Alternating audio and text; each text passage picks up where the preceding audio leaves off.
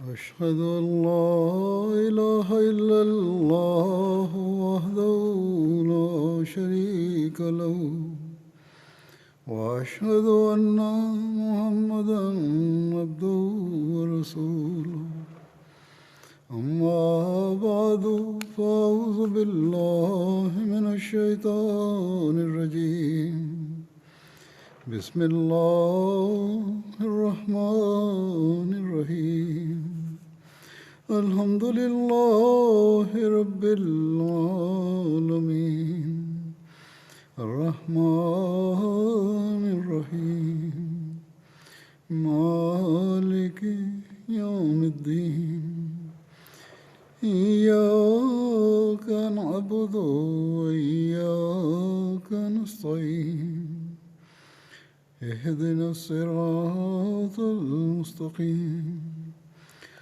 صراط الذين أنعمت عليهم غير المغضوب عليهم ولا الضالين.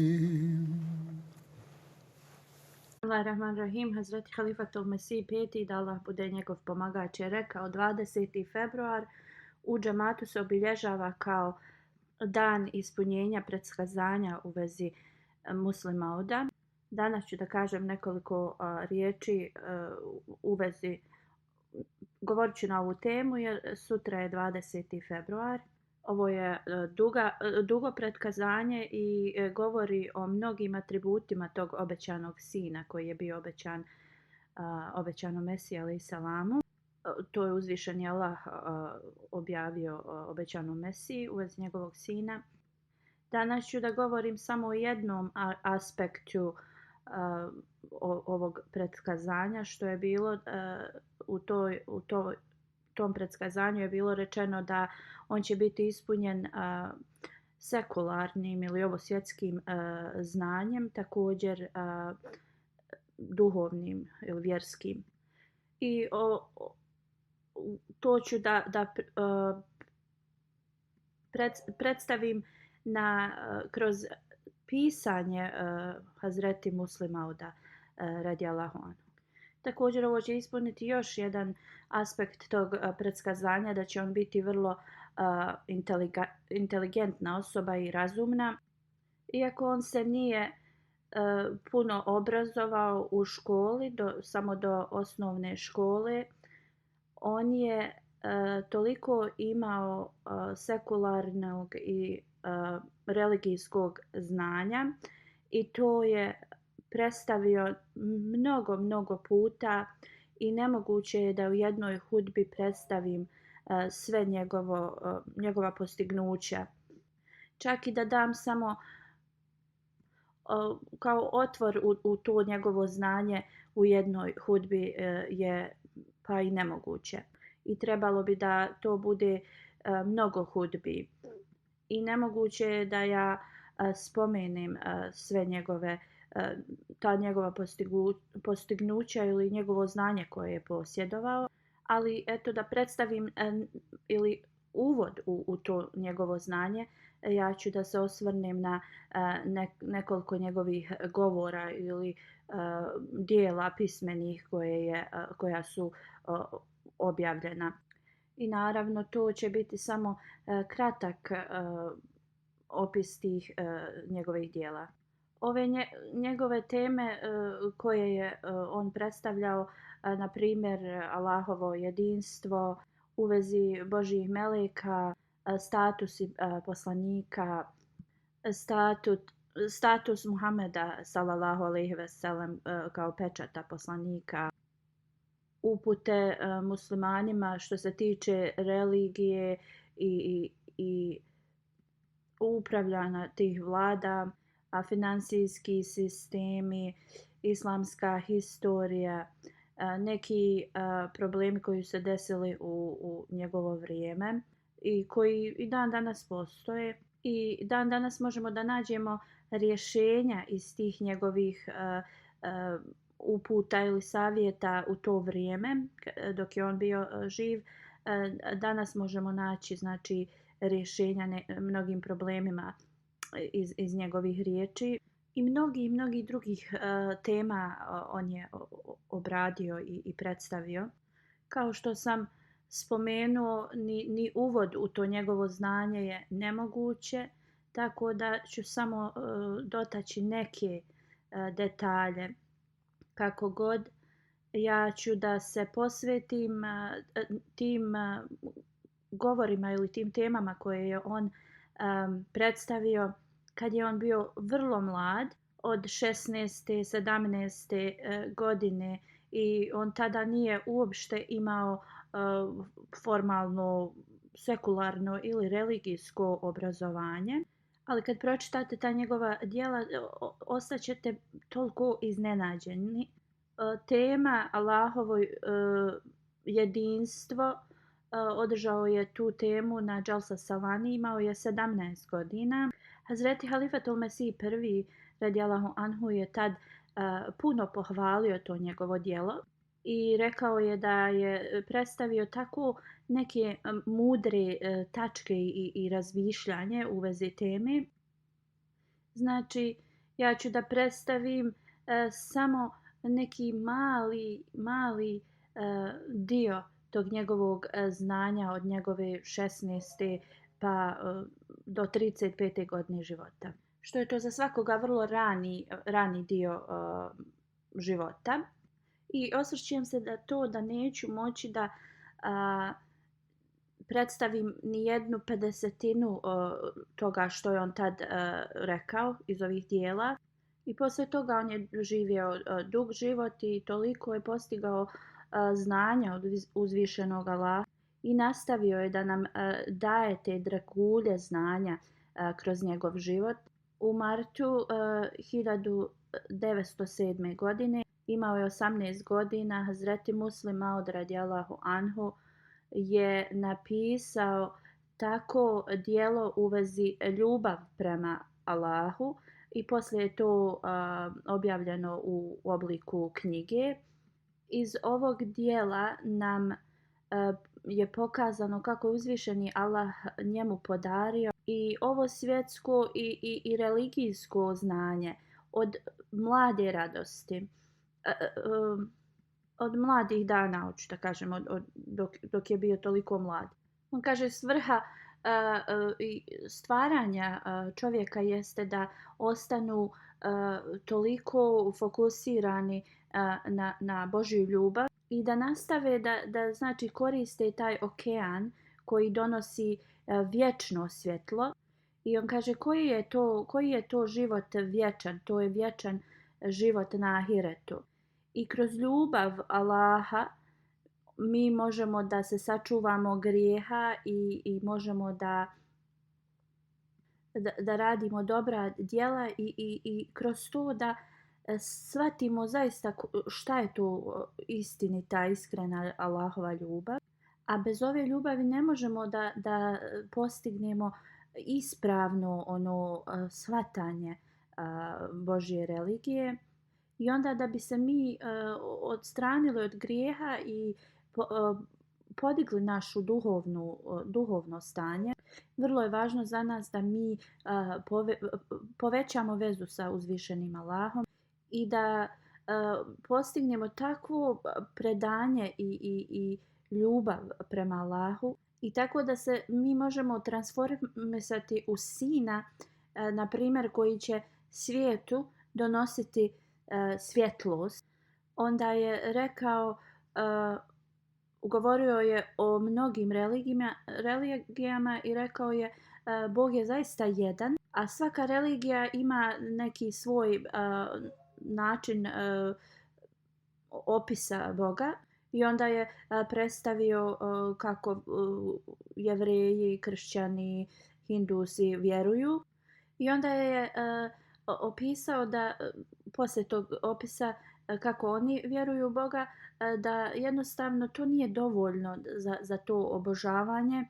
Onda je predstavio učenje Islama i rekao je da jedino Islam predstavlja Boga u tom smislu da on posjeduje sve odlične atribute i kvalitete i ljepote i da je on zaista jedini koji je vrijedan obožavanja. On kaže, kao što sam već rekao, za sve ljude je jedan Bog, ali kako nas Islam uči u vezi Allaha i u vezi njegovog obožavanja, jednostavno druge religije, njihov način učenja u vezi Boga nije ni blizu ovom opisu.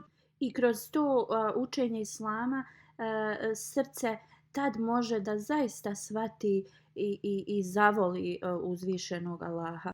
Onda je opisao atribute uzvišenog Allaha i rekao, nijedna druga religija se ne osvrće na takvu detalje u vezi gospodara. I onda on kaže, Islam nam daje takve dokaze o postojanju uzvišenog Allaha da zbog toga, zato što Allah je nastavio da komunicira sa svojim slugama kroz objave kao što je to uradio u prošlosti. I ovo je najspecifičnija karakteristika živog Boga, ta komunikacija sa njegovim slugama. On dalje piše,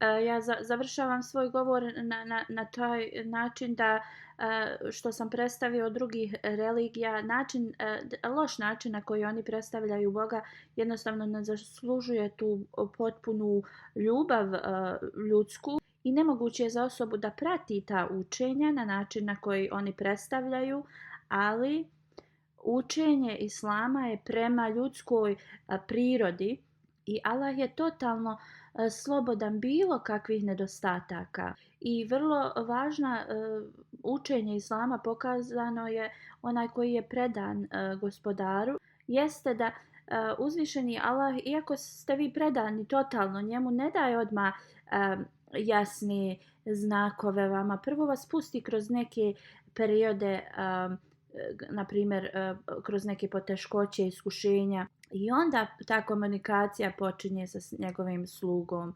Ovo trebate dobro da zapamtite jer uzvišeni Allah ne daje odmah svoj odgovor. Prvo morate proći kroz poteškoće, iskušenja i onda uzvišeni Allah će da tu konverzaciju i vaše srce će jednostavno postati odmah ohlađeno i bit će jednostavno spokojno. Jednostavno to kad dolazi od Allaha jednostavno ugasi sve što je sav taj nemir u srcu koji vi dobivate kad hoćete jednostavno da dobijete odgovor od Allaha. Takva srca onda dobiju takvu svjetlost i samo žele što više da postignu i da se utope u tu ljubav prema Allahu. I tako ta osoba postane toliko blizu uzvišenom Allahu da se utope u riječi, to jeste od gospodara, vi ste od mene, ja sam od vas. To jeste, to značenje ovih riječi jeste da Božje biće se reflektuje kroz ljude na svijetu i da Allah daje to poštovanje na te takve njegove sluge. To jest, to su takvi ljudi koji reflektiraju te Božje atribute na druge ljude. To su ljudi koji su, što se kaže, utopljeni u tu rijeku Božje ljubavi i to je jedini razlog zašto ti ljudi su vrlo cijenjeni i poštovani. On kaže, što više se razmišljam na riječi ljubav, Allahova ljubav, sve više i više se nekako utapam u to. Zaista koliko je prelijepa religija Islama koja nas je uputila na ovakav blagoslov koji jednostavno prosvijetli naša srca i olakša naš razum. Islamsko učenje jeste isto kao kad stavimo zavoj na neke rane. Jer da nije bilo Islama, oni koji tragaju za istinom umrli bi jednostavno u tom traganju. Oni koji imaju taj duhovnu tu ljubav, oni bi jednostavno nastavili isto da tragaju za njom. Ova istinita ljubav bi se pokazala kao nešto nemoguće dostignuće i bilo bi samo smatrano da je to neka imaginacija. To je kad ljudi jednostavno ne vjeruju dovoljno da postoji to više biće i onda kada je Allah poslao Islam, dao je tim srcima tužnim radosne vijesti vijesti mira, vijesti spokoja. Kada ona osoba koja vjeruje u Allaha iskreno i čvrsto, on zna da Allah sve zna šta je u njemu i o njemu i da Allah zna dubina njegovog srca i da Allah sluša tu osobu i da Allah odgovara toj osobi i da Allah ima moć da jednostavno odgovori i nagradi one koji ga toliko vole. I onda toj osobi toliko sreća i zadovoljstvo je jednostavno postigne s tim vjerovanjem koja se ne može to ravnati ni sa čim drugim. Drugim riječima, ta osoba je znači bezbrojno sretna. 28. decembra 1908. godine Hazreti Muslim Maud radijallahu anhu je opet održao govor na Jalsa Salani. Tema je bila kako mi možemo da budemo uspješni i to je znači napisao kad je imao 19 godina. Iz sure At-Tauba 111. i 112. ajet je pročitao, počinjajući s riječima: uistinu je Allah od vjernika kupio njihove živote i njihov imetak u zamjenu za džennet. Isto tako do ajeta i dani radosne vijesti onima koji vjeruju. Onda je rekao, svaka osoba treba da razmisli zašto je ona stvorena na ovom svijetu. Jer svaka osoba će na kraju da umre i treba da razmisli šta se dešava poslije. Osoba se toliko trudi i žrtvuje na ovom svijetu koji nije vječan, a zar ne trebaju da se spremaju za vječni život? To jeste, život na ahiretu je vječan. Zar ne postoji razlog da se trebaju pripreme desiti za ovaj život? Ovo je vrlo važno pitanje. Iz časnog Kur'ana on objašnjava što se tiče trgovine, osoba se trudi i riskuje i pazi i jedino znači kupuje ono što će imati profit od toga. Onda kako je žalosno da osobe ne razmisle o ovome profitu koji će biti vječan. On kaže, časni Kur'an nas uči da osoba treba da prikuplja ono blago koje će mu biti korisno umjesto blaga koje će on da skupi i onda kad on umre da će ga ili da troši ili razasipa kako ko hoće. I znači ovo svjetsko blago je jednostavno nije vječno i može da ga troši kogod hoće, dok to blago koje prikupimo za ahiret, to je nešto što ćemo mi da trošimo i što ćemo imati koristi. On kaže, takvi ljudi koji se trude za ahiret, za njih je blagajnik njihov Allah. Znači on se brine za to. I ko je bolji od uzvišenog Allaha? I taj koji ulazi u takvu trgovinu, on je u duhovnoj armiji uzvišenog Allaha. I te osobe su jednostavno, traži se od njih da daju svoje živote zbog uzvišenog Allaha, a ne samo riječi. Potrebna su djela. Hazreti Muslim Maud radijallahu anhu spominje uspjeh trgovine ove kao metafore duhovne trgovine, kao što je to bio poslanik Musa a.s., Muhammed s.a.v. i kako je uzvišeni Allah podario pobjedu njima iznad njihovih neprijatelja. Postoje uvjeti za ovakve duhovne transakcije.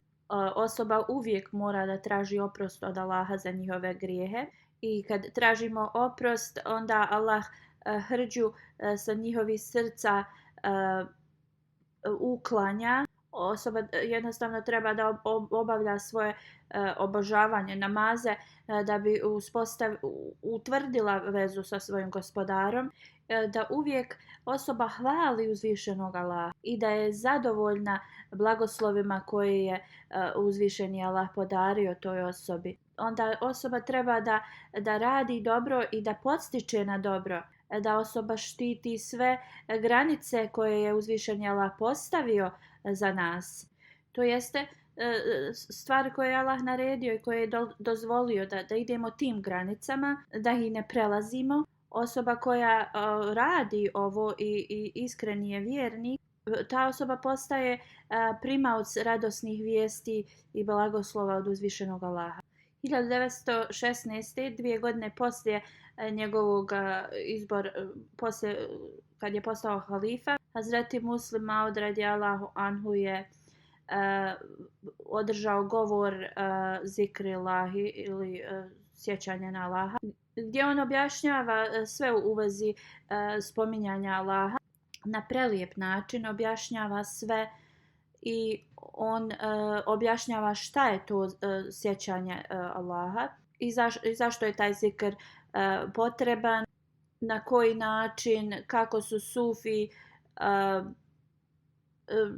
i njihove prakse jednostavno te njih odvajaju da dobiju zaista tu Allahovu ljubav. Način na koji oni taj zikr rade, on kaže 4 vrste zikra postoje. Prvi je propisani namazi, drugi je učenje časnog Kur'ana.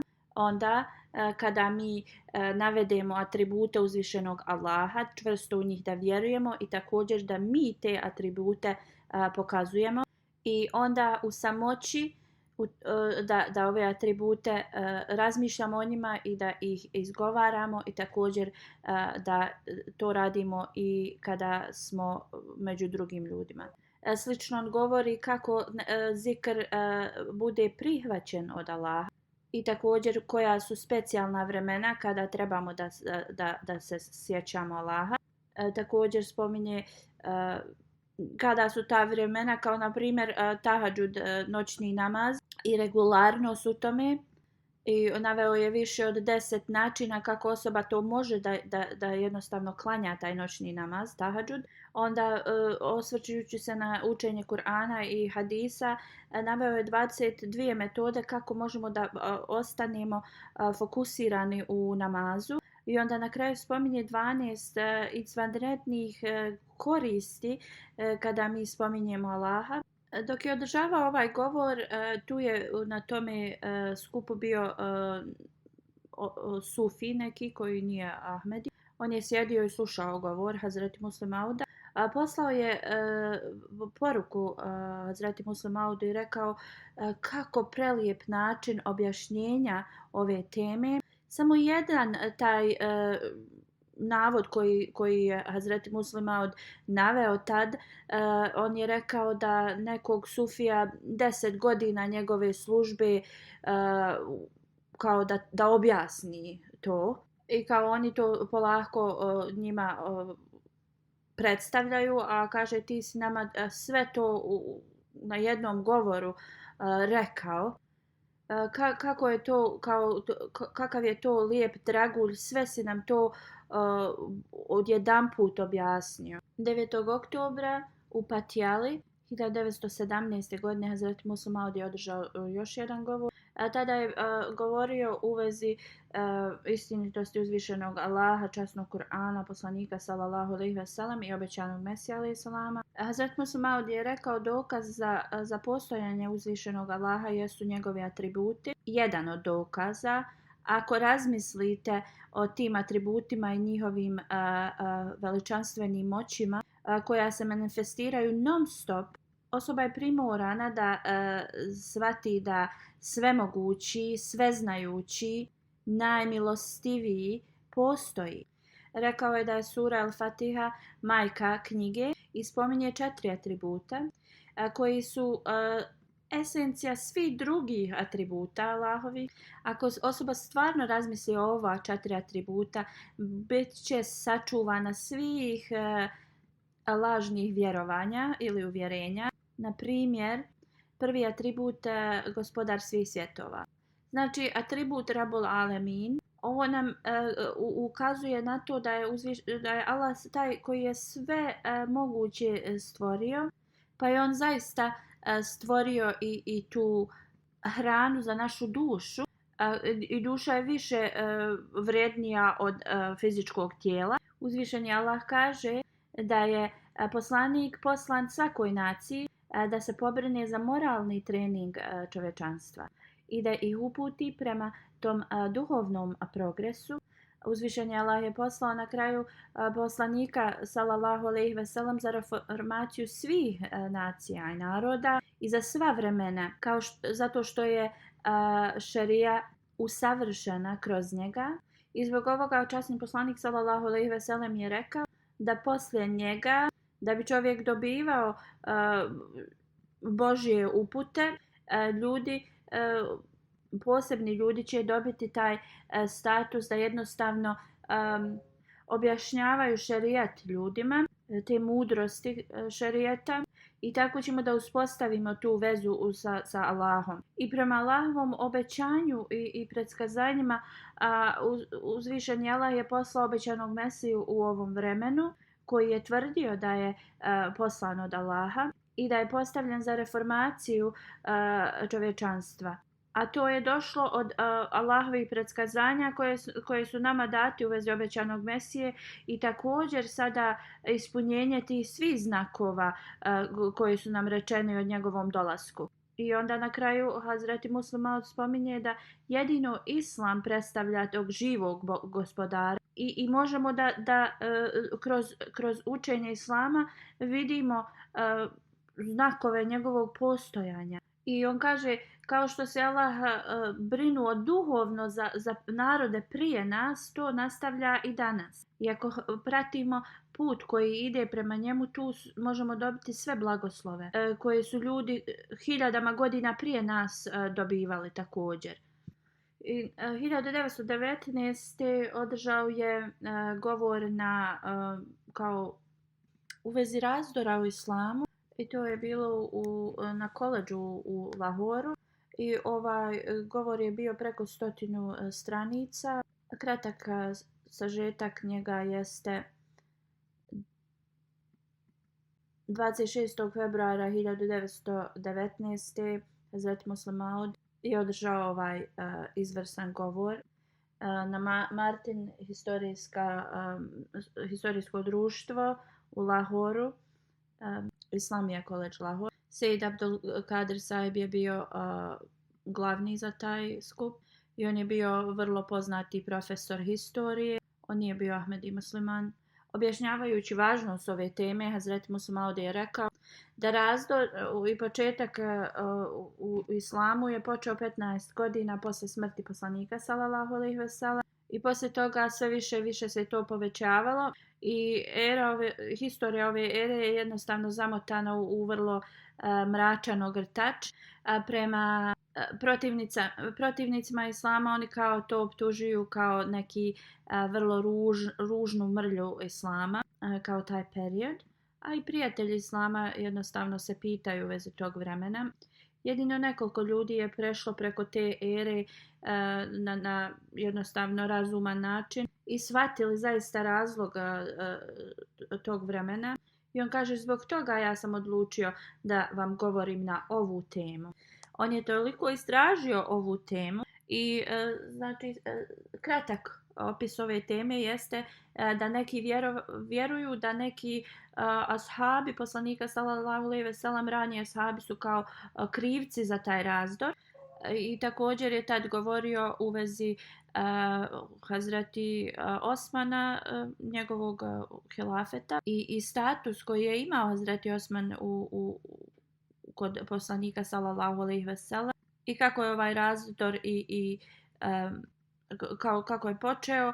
Islamski hilafet je bio znači institucija i da neko jednostavno pomisli šta je ružno na ashabe poslanika sallallahu alejhi ve sellem je vrlo neispravno. I onda je spomenuo razloge i zbog čega se desio razdor u vrijeme hilafeta Hazreti Osmana radijallahu anhu. Abdullah bin Sabah I to je onaj glavni koji je postigao, koji je pohuškao te ljude da se protive. Također kakvo je bilo stanje ljudi u Siriji i Kufi i kao također još jedna laž koja se govori da je Hazreti Osman postavio te guvernere koji su jednostavno, oni su bili ti koji su počeli te nesuglasice i taj razdor. Hazreti Muslim Maud je rekao, ljudi koji su otišli da ispitaju ovu stvar su bili vrlo velikog statusa i niko ne može da se suprotstavi njihovom kao tom zaključku. Kada su ovi otišli, kad je Hazreti Osman radijallahu anhu poslao ovu trojicu ashaba još neke da izvide da li je to istina da ti guverneri rade znači protiv naroda i sve što je navedeno. Njihov uvid je bio da oni izvršavaju svoje dužnosti prema uputama i uopšte ne ostavlja nikakve sumnje i da je ovaj razdor i ovo protivljenje postalo od nekoliko licemjera koji su znači posle podigli druge, kao što je to Abdullah bin Saba. Hazreti Osman i njegovi drugi ljudi koje je on postavio su totalno oslobođeni bilo kakvih ovih optužbi koje su navedene protiv tih guvernera. I dalje Hazreti Osman je nastavio da se prema njima ophodi sa vrlo lijepim načinom. Iako su oni svašta njemu spletkarili, on bi uvijek govorio ne želim da imam krv muslimana na svojim rukama. Neki istaknuti ashabi, Hazreti Muavija također su davali mu savjet da je to, znači trebali bi se suprotstaviti njima da bi postigli mir, ali Hazreti Osman je dalje nastavio da kaže da on stoji iza svoje odluke. I da bi ih smirio te protivnike, on je prihvatao sve njihove kao želje, naravno stvar koju je mogao, samo da bi se oni smirili. Onda također Hazreti Muslim Maud kaže da moramo vrlo biti pažljivi istraživanjem ove historije u tom vremenu, jer jednostavno u tom vremenu je bilo, ljudi su totalno mrzili jednu stranu ili totalno volili tu stranu, pa kada ti ljudi pokušavaju da vam kažu u vezi nečega, trebate dobro da razmislite da će to da ide ili na stranu totalne mržnje ili na stranu totalne ljubavi prema nekome. Zlatno pravilo kada istražujemo historiju jeste da se to dešava kao lančano povezano. Znači kada istražujemo nešto, onda moramo da pratimo ta dešavanja lančano povezano. Znači njegovo svo to istraživanje jednostavno dokazao je da Hazreti Osman radijallahu anhu i ovi istaknuti ashabi poslanika sallallahu alejhi ve sellem koji su bili tu jednostavno su slobodni od svakih tih optužbi koje su bile na njih izgovorene. Znači oni su uvijek pokazivali odlične morale i uvijek su se trudili da imaju najveću pobožnost. I dalje je rekao, zaključujući da ashabi nikada nisu ništa rekli protiv hilafeta Hazreti Osmana radijallahu anhu i da su bili lojalni njemu do samog kraja. Laži protiv Hazreti Alija, Talhe i Zubeira su lažne i to je totalna laž da su oni protiv njega u tajnosti radili. A onda protiv Ensarija da oni nisu isto volili Hazreti Osmana također su lažne. Zbog toga što kad istražimo vidimo da svi ti poglavice iz Ensarija su bili protiv ovoga konflikta koji se dešava. Sejd Abdul Kadir, profesor Islamija College u Lahoru, rekao je ovo je vrlo cijenjeni sin jednog vrlo cijenjenog oca, govorio je u vezi Muslima Mauda. On je rekao samo njegovo ime, kad spomenemo, znali smo da će ovo predavanje da bude vrlo akademsko. On kaže, ja sam proučavao historiju i mogu da kažem da li to bili muslimani ili ne muslimani, vrlo je mali broj tih koji su zaista shvatili koji je problem bio tog razdora u vrijeme Hazreti Osmana radijallahu anhu. I nisu dali razlog ovog prvog civilnog rata. On kaže ne samo da je Mirza Sahib to u vezi rata nam predstavio, sve te razloge, ali također nam je dao razlog zbog čega je ta institucija hilafeta tad bila oštećena. A moje mišljenje jeste da i ovi koji su zainteresovani za istoriju islama nikada ne bi na ovakav način to istražili. Onda je Hazreti Muslim Maud također održao jednom govor u vezi Allahove odredbe u Mesdžid Nur Kadian 1919. Također je bila Dželsa Salana. U vezi Allahove odredbe, to je vrlo kompleksan problem koji ljudi se s tim kao sreću.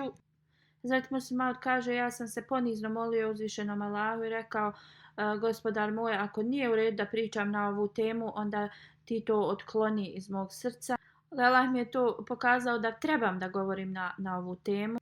Iako je ovo vrlo kompleksna tema i teško je shvatiti, bilo bi vrlo korisno da je vi shvatite. Hazreti Halifatul Mesih IV. Rahimullah je nekoliko puta spominjao ovaj govor Muslim Mauda radijallahu anhu. Hazreti Halifatul Mesih IV. Kaže da na ovu temu govori na tolkom skupu ljudi koji su znači i akademski i koji su neobrazovani. Bilo je vrlo važno i on je jednostavno održao masterpiece na način na koji je sve to objasnio, objašnjavajući važnost Allahove odredbe i također navodeći učenje poslanika sallallahu alejhi ve sellem u vezi toga. I znači rekao je da je naveo da vjerovanje u Allaha i njegove odredbe jednostavno nije razdvojljivo. I onda je također naveo razne hadise poslanika sallallahu alejhi ve sellem i kao razlike u njima. I onda govoreći kako čovjek stvarno ne shvata tu Allahovu odredbu. Onda kroz 6 ajeta iz časnog Kur'ana je također objasnio kad neki govore kao da Allah nema ništa s tim što se kao dešava. On kaže da ljudi često pomiješaju znanje, znači duhovnog znanja i Allahove odredbe. Halifatul Mesih IV. Kaže da ovaj govor objašnjava svaki stepen Allahove odredbe, također odgovara na sve laži protiv toga što neki navode. I onda kad mi da bi razumjeli Allahovu odredbu,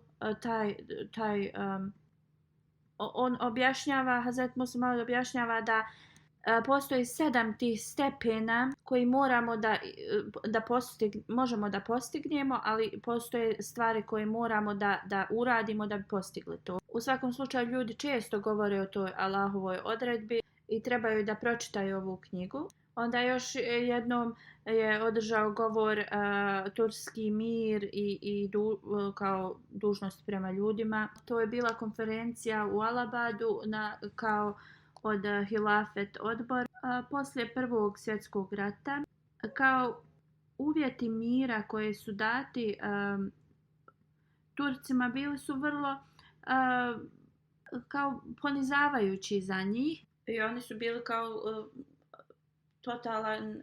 rezultat totalne uništavanje turske vladavine. I znači dobili su toliko tih restrikcija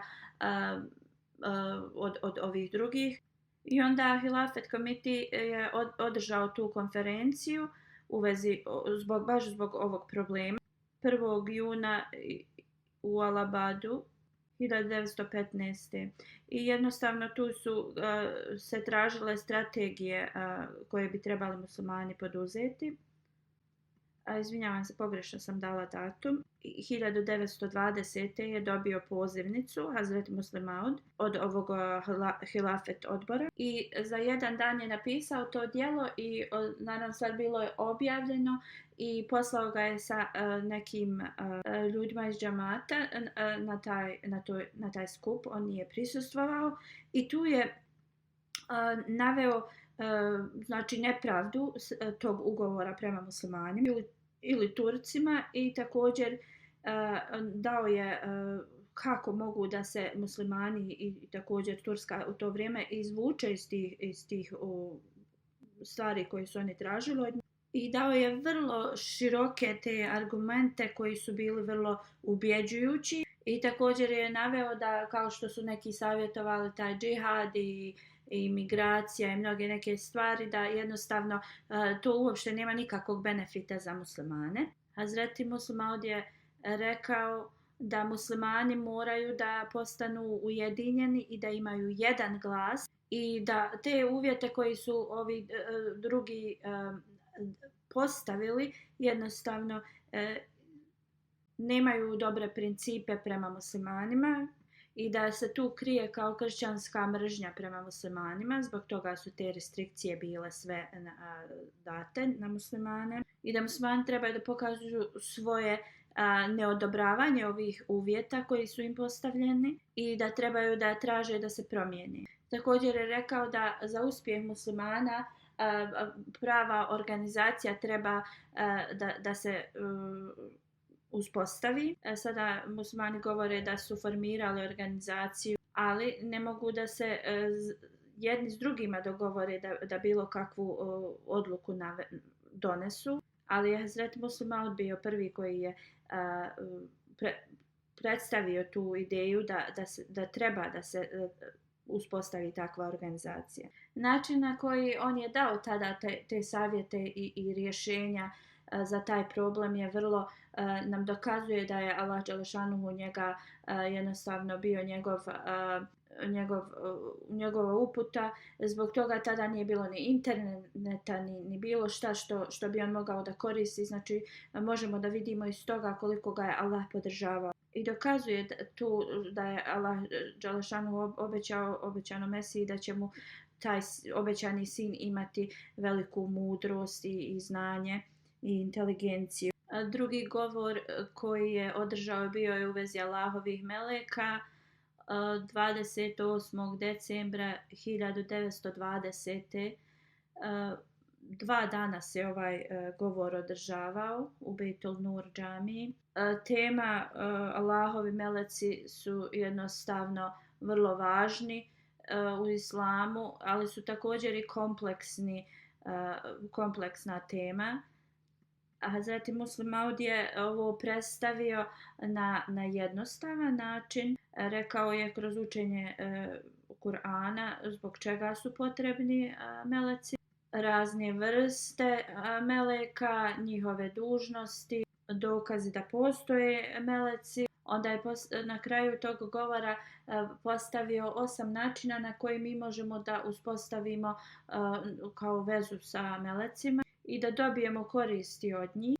Prvi je, na primjer, sjediti sa onima kojima dolazio Džibril, to jest sjediti u društvu pobožnih i poslanika. 2 učenje salavata na poslanika sallallahu alejhi ve sellem. Onda stavljanje u svoje srce da opraštamo drugima šta god oni to prema nama uradili i da jednostavno postanemo čisti od toga da mislimo išta ružno od drugima.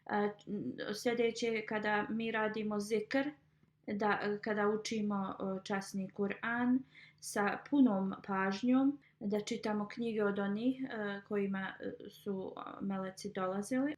I u ovom vremenu osoba treba da čita knjige obećanog Mesija alejhi selam. Posjećivanje tih mjesta gdje meleci dolaze, postoji određena i posebna časna mjesta gdje meleci dolaze i mi trebamo da idemo i posjećujemo ih. 8. Da uspostavimo vezu s hilafetom. I Hazret Muslim Maud je opširno govorio u vezi svih ovih navedenih načina. I još jedan govor Hazreti Muslim Mauda je bio potreba za vjerom. To je bio odgovor od nekih učenika s koledža koji su mu postavili pitanje kako bi odgovorio na to da nema potrebe za religijom i da nema nikakve koristi od religije. Ali ako kao neko želi reda radi da prati religiju i da misli da dobija te kao koristi, onda drugo kao tačka toga bila je da i druge religije daju kao predskazanja i kao islam nema nikakve razlike od njih. I zadnje je bilo kao to što se zajednica obećanog Mesije širi, to nema nikakav dokaz da je to kao istiniti znak njegovog dolaska. Jer kao Lenin u Rusiji je imao veliki uspjeh također. Hazret Muslih Maud je odgovorio ova sva tri postavljena pitanja na vrlo jednostavan način. Objasnio je da je potreba za religijom povezana vrlo blisko sa tim sa vjerom u postojanje Boga. Ako vjerujemo da Bog postoji, onda je naravno sada je potreba da ima i religija. Dokaz da Bog postoji je njegova veza sa njegovim slugama i on kaže na današnjici sva predskazanja koja je dobio obećani Mesija, ona se ispunjavaju i to je dokaz Allahovog postojanja. Onda je također rekao predskazanja koje ljudi koji nisu poslanici daju su jednostavno bazirana na njihovom znanju, dok predskazanja koja poslanici daju su na većem znanju i jednostavno su više kompleksna ta predskazanja, ali ta predskazanja se poslije ispune. Ovaj uspjeh obećanog Mesije i širenje njegove zajednice jeste da je on to rekao prije nego što se to desilo. Znači, i kad kažemo da su neki drugi imaju uspjeh u nečemu, ne možemo to usporediti njegovu tvrdnju prije njegovog uspjeha da će biti jednostavno sve to što se desilo, nego kad neko je jednostavno uspješan. U svakom slučaju i ovo je bila vrlo detaljno obrađena tema. 1921. godine Hazret Muslih Maud je održao govor u vezi postojanja Allaha. Bio je preko 119 stranica. U ovoj detaljnom govoru također je dao mnoge primjere, naveo je 8 dokaza Božjeg postojanja, također je naveo i te suprotne komentare tome sa objašnjenjem. Dokazao je postojanje Allaha kroz njegove atribute i razne atribute je objasnio. I također tu je usporedio učenje Islama u vezi Allaha i učenje drugih religija. Također taj term pripisivanje druga Allahu, razne vrste širka i kako to da se odstrani. 1921. godine napisao je knjigu Poklon princu iz Walesa. Kratak sažetak ove knjige je da je ovaj princ došao u Indiju. On je taj isti princ koji je poznat kao Edward VIII. 1936. godine on je zbog svoje različitog mišljenja sa crkvom u Engleskoj ukinuo prijesto. Hazret Muslih Maud je napisao tu knjigu kao poklon princu Walesa. I tada je preko 32.000 Ahmedi muslimana doniralo jednu anu da bi se ta knjiga objavila. 1922. godine, 27. februara, kroz vladu Punjab, ova je knjiga bila predstavljena princu kroz delegaciju Ahmedija muslimana i to je bio kao vrlo specijalni poklon. U ovoj vrlo kratkoj akademskoj knjigi Muslih Maud radijallahu anhu je predstavio da su Ahmedija muslimani lojalni vladi britanskoj. Također je napisao vrlo kratko o obećanom Mesiji alejhi selam i tako je opisao učenje zajednice, historiju zajednice i na kraju to prema sunnetu poslanika sallallahu alejhi ve sellem Hazreti Muslih Maud je predstavio učenje Islama princu i pozvao ga je da primi Islam. Ovaj princ je prihvatio ovaj poklon od Muslih Mauda radijallahu anhu i poslao je poruku njegove velike zahvalnosti za to. Kao što sam već spomenuo da je ovo princ prihvatio vrlo dobro i poslao je tu poruku zahvalnosti. Također kada je bio na putovanju iz jednog mjesta u drugo u Indiji, on je tu knjigu pročitao cijelu Prema nekim izvještajima dok je čitao ovu knjigu, njegovo lice je izgledalo kao ozareno i tako iznenađeno kontentom te knjige. Personalno također njegov privatni sekretar tog princa je rekao da kada bi nekad čitao tu knjigu, on bi tako ustao na noge.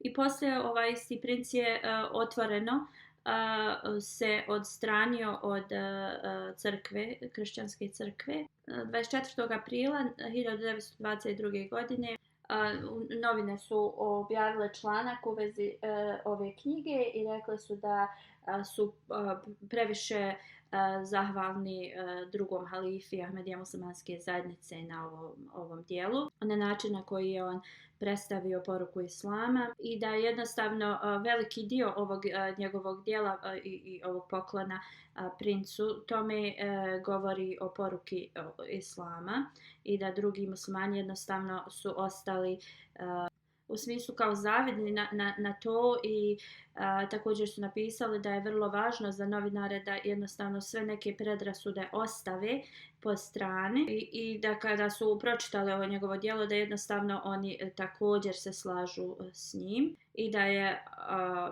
autor ovog djela, Halifetul Mesih II, jednostavno postupio prema sunetu poslanika sallallahu alejhi ve sellem.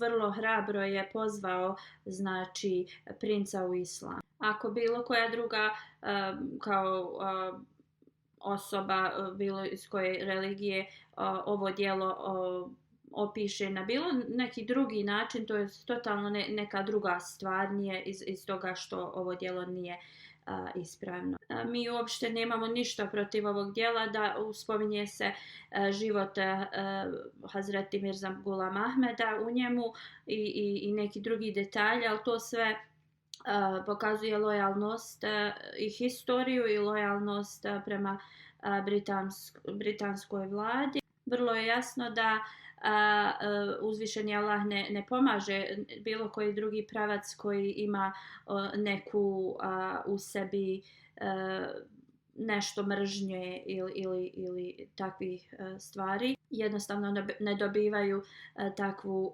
priliku. Još jedne novine su tada u Punjabu objavile da se mora prihvatiti da Hazreti Mirza Bashiruddin Mahmud Ahmed je ovo predstavio na najbolji način, sa velikim znanjem.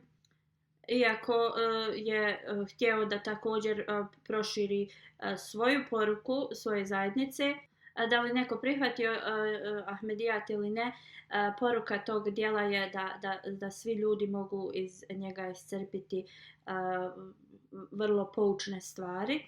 Ova knjiga je također dobro prihvaćena u inostranstvu i otvorila je nove puteve širenja islama na zapadu. Također jedan profesor iz Vijene kada je pročitao ovu knjigu rekao je da je toliko dobro istražena i akademska i da nije bio star da bi išao svijetom i širio tu poruku iz te knjige. Sadiq Saib radijallahu anhu iz Amerike je također rekao da je ta knjiga tako prihvaćena i u Americi i rekao je da je ta knjiga napisana sa smatranjem intelektualnog razvića ljudi tad u Americi. Također u Africi ova knjiga je dobro prihvaćena. U Nairobiju novine su napisale. Novinar taj je rekao, iako nisam kršćanin, odrastao sam u kršćanskoj kući i shvatam učenje kršćanstva, ali znanje koje sam stekao iz ove knjige ne mogu da vam opišem koliko sam sretan. Iako ovaj novinar je musliman, ali on je proveo dosta vremena u kršćanskom društvu. On kaže, do danas nisam nikada pročitao knjigu koja je religijska, ali uopšte nema nikakve mržnje prema drugim religijama. Slično, knjiga Ahmedijat ili Istinski islam 1924. godine je napisao tu knjigu. Ovo je pročitano na Wembley konferenciji. Preko 250 stranica je u toj knjizi. 1924.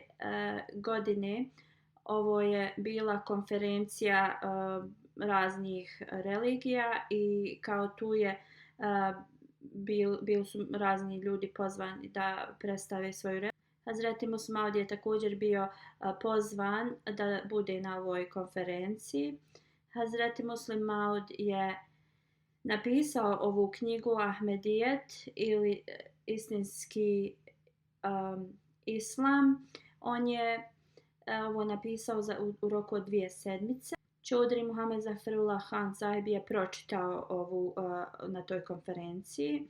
Toliko je ovo predavanje bilo tako dobro da neki važni kršćanski učenjaci, da kako je ovo djelo bilo tako posebno da jednostavno od moralnih učenja do istine, do argumenata sve se je poklopilo. I kroz ovo djelo, znači poruka Ahmedijata i poruka Islama je stigla do raznih vrlo važnih ljudi koji nisu imali nikakvu drugu opciju nego da prihvate istinitost Islama.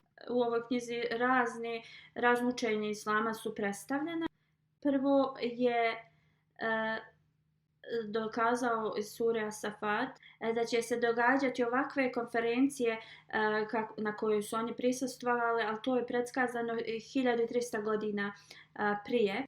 Onda je dao kratak opis Ahmedija muslimanske zajednice i on je dao te dokaze da Ahmedijat i istinski islam to je jedno te isto. Onda je govorio o 4 krucijalna razloga religije.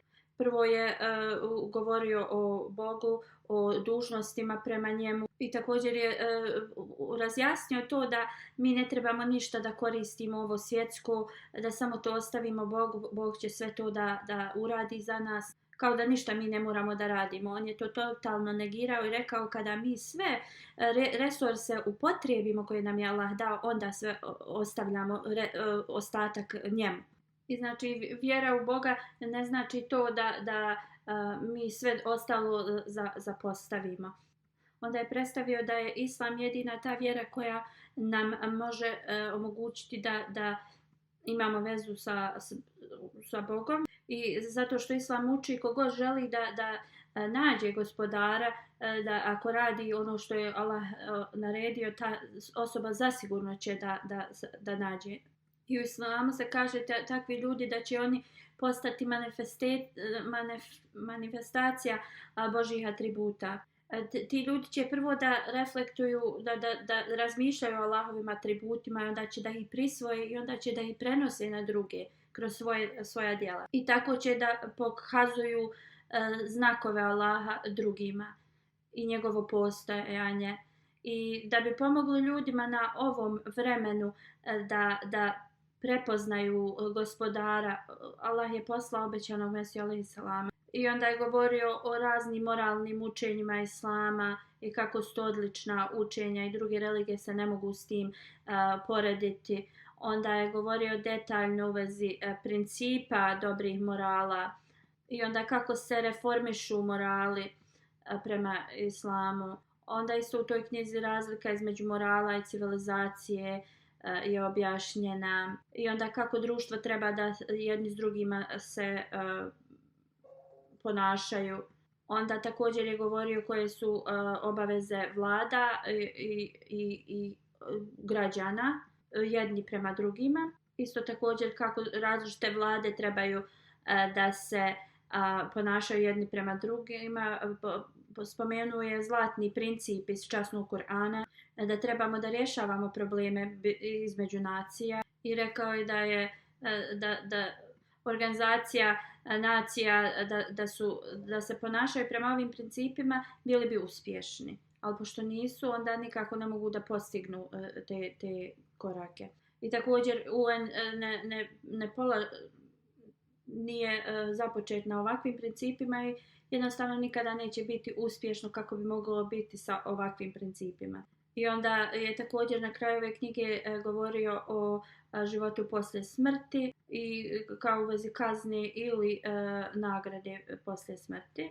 Onda je također govorio kakvu je revoluciju donio obećani Mesija alejhi salam i u ljudima koji su ga prihvatili, da do te mjere neki su žrtvovali svoje živote, ali nisu željeli da napuste to učenje koje on njima predstavio. I na kraju je pozvao cijeli svijet u Ahmedijat i rekao vrijeme je došlo gdje svi problemi će da nestanu sa tim. I ako se oni okupe oko onoga koji je poslan od uzvišenog Allaha, onda da će dobiti ogromne blagoslove.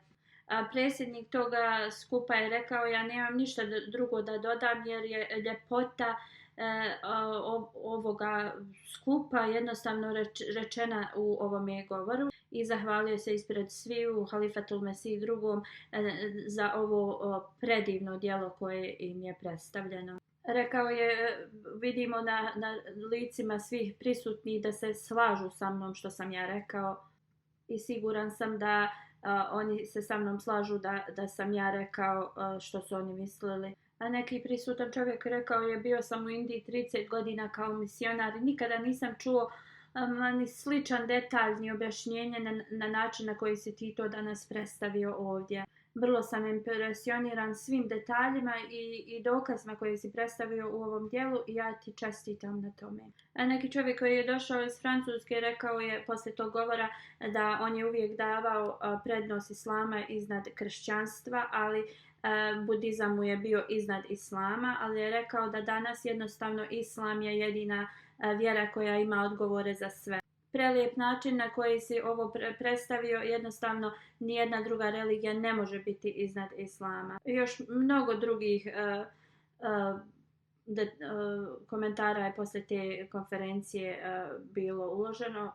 Neki Njemac koji je prisustvovao sreo se tad sa Muslim Maudarom radijallahu anhu i rekao, sjedio sam do nekih Engleza koji su tapkali svoje koljeno i govorili, ovo su vrlo rijetke ideje koje se svakodnevno kao nisu predstavljene. I on kaže, isti ovaj profesor Njemac je rekao, neki su ljudi samo onako ustajali i govorili kako prelijepo objašnjenje i kao principi. On je također rekao, ovo je stvarno preokretnica za Ahmedi i muslimane prema uspjehu i on je rekao da ste potrošili hiljadama ovih novčanih sredstava, ne bi dobili uspjeh ovakav kakav je ovaj govor donio. A neka Bahaj žena je išla uz Ahmedi tad poslije te konferencije i onda je rekla, ja vjerujem u Bahaj vjeru, ali sada mi se to promijenilo, da li možete reći gdje ja mogu da slušam još ovih govora. Ja želim zaista da ih dođem na njih. I jedna žena je također išla za njime i insistirala da muslima dođe u njenu kuću da popije čaj. A neki čovjek je rekao, taj govor je toliko bio fascinantan da jednostavno ima više ljubavi prema tom govoru nego svojoj zemlji. Halifatul Mesih V kaže, ja sam samo predstavio male detaljčiće iz znanja i iz dijela Hazreti Muslima Mauda radijallahu anhu. I to je bilo od njegove 18. do 35. godine. Ovo je totalno bilo iz njegove mladosti. On nije imao sekularno kao obrazovanje, nije se školovao, ali sva ta njegova djela su puna sekularnog i duhovnog religijskog znanja. Ovo je također znak kao istinitosti obećanog Mesija alejhi salama i predskazanja časnog poslanika sallallahu alejhi ve sellem. Ovi kratki detalji su samo 17 godina pokrivaju njegovog života, neki su i prije nego što je postao halifa. I također Halifatul Mesih skreće pažnju da je on toliko malo predstavio od ovih dijela. On kaže, ja sam rekao da ne mogu ni 1/50 da spomenem, ni 100 kao ne mogu da spomenem njegovog znanja. Toliko postoji knjiga od Hazreti Muslima Mauda i njegovih hudbi i govora koji govore na razne teme i to je kao jedan izvor znanja. I znači ovo blago znanja trebaju džematlije da čitaju.